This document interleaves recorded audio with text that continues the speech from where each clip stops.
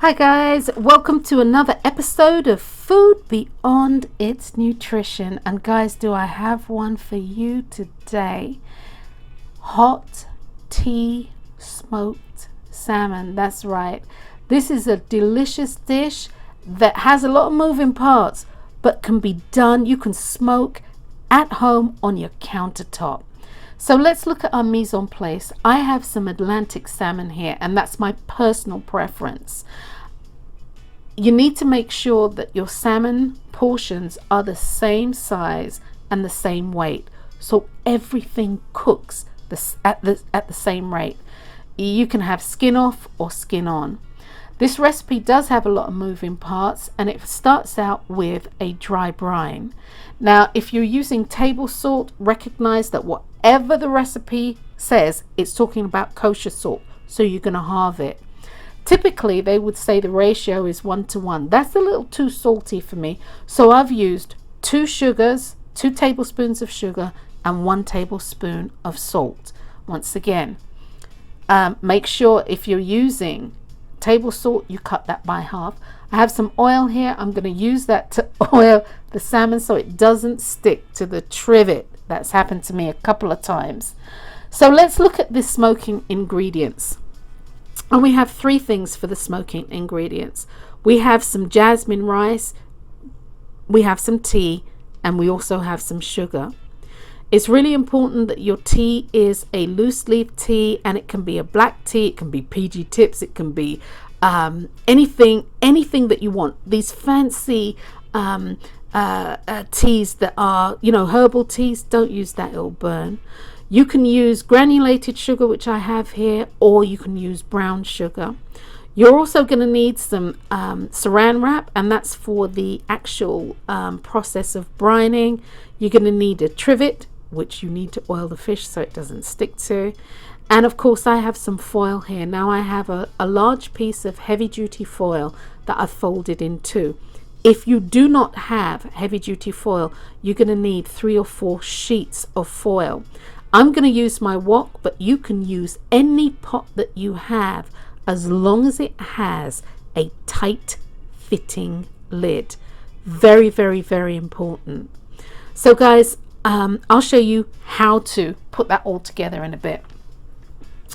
On my countertop, I have a sheet of, I've got a long piece, not a sheet, I have a long piece of saran wrap.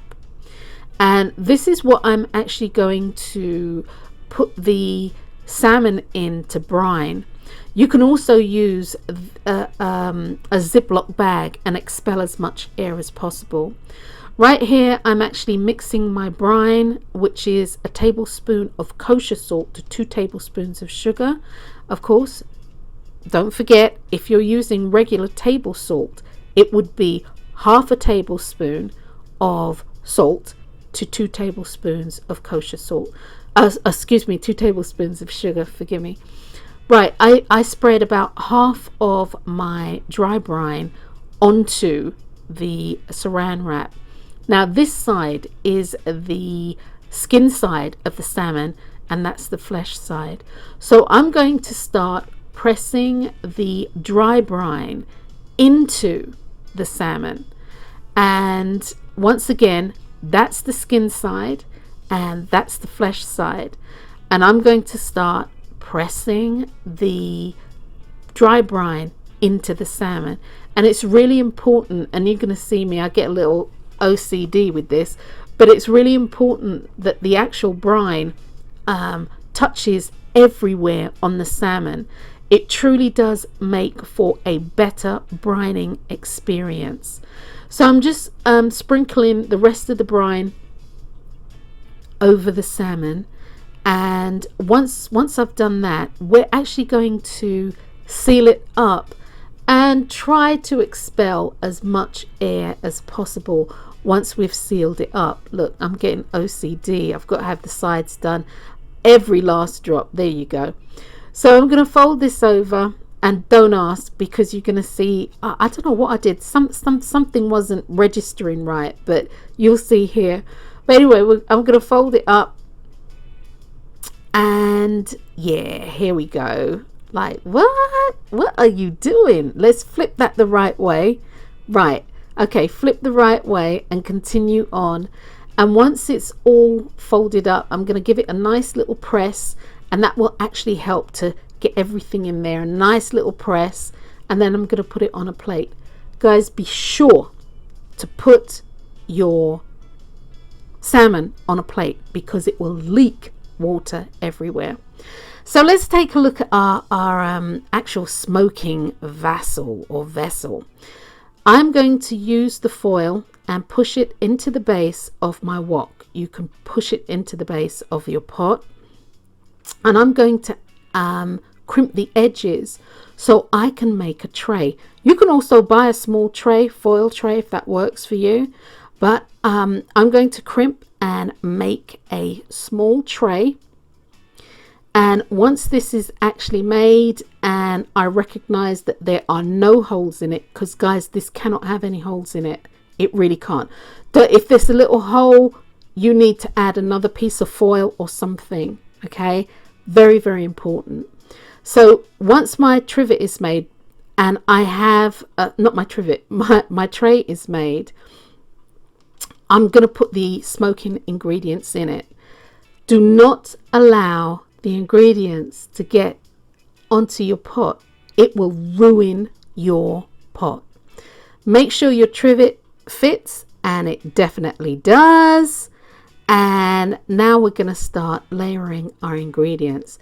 Here I'm putting in the sugar. I'm going to put the rice on top of that, and then I'm going to actually put the tea on top of that and give it a little brief mix. Okay, guys. The rice is meant to help prevent the tea and the sugar from burning.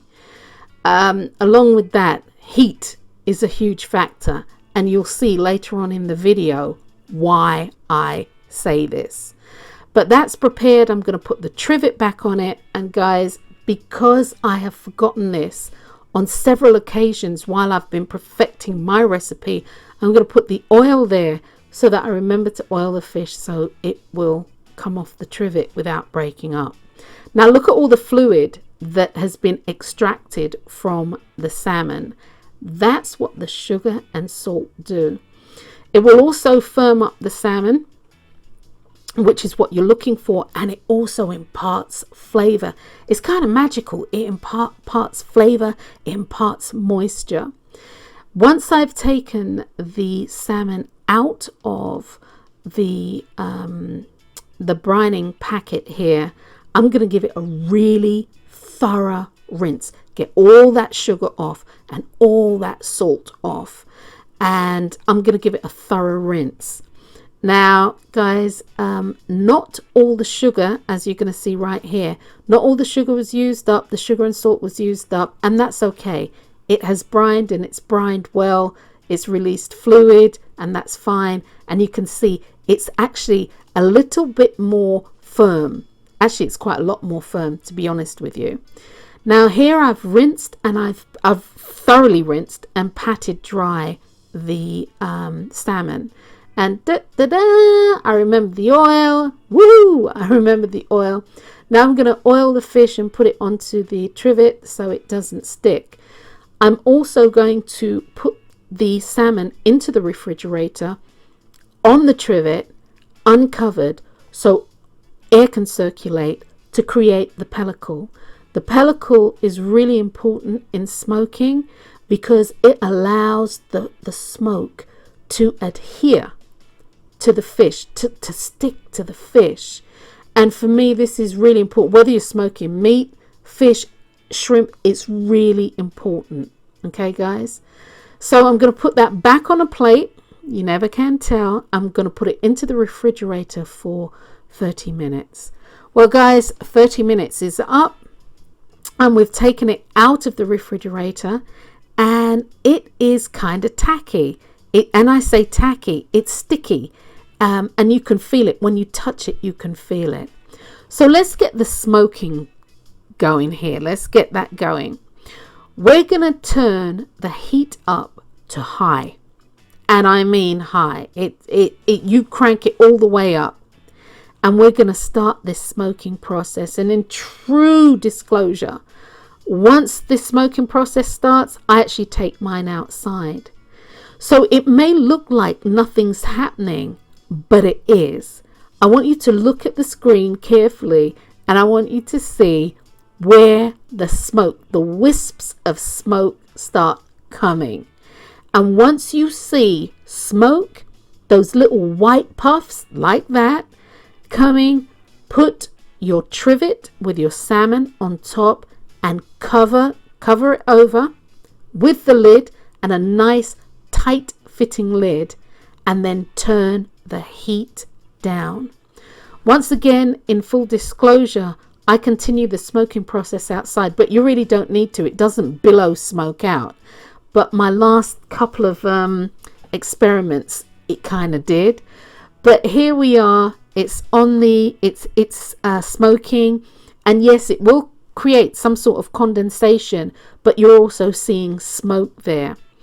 As we move along, same sort of caption, but now unfortunately you can't really see through the glass, but the albumin's forming, and so that is telling me that the fish is cooking.